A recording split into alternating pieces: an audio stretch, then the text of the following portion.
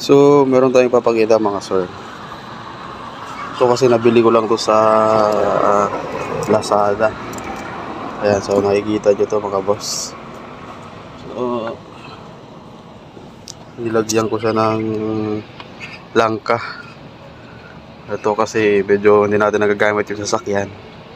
So, kahit pa paano nagkakaroon niya ng parasitic drain.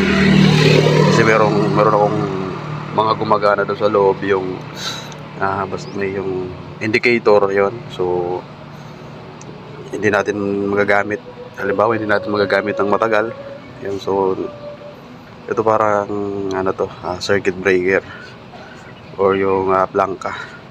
I-disconnect natin mga sir. So yan, disconnected na yung battery. Okay, so balik na.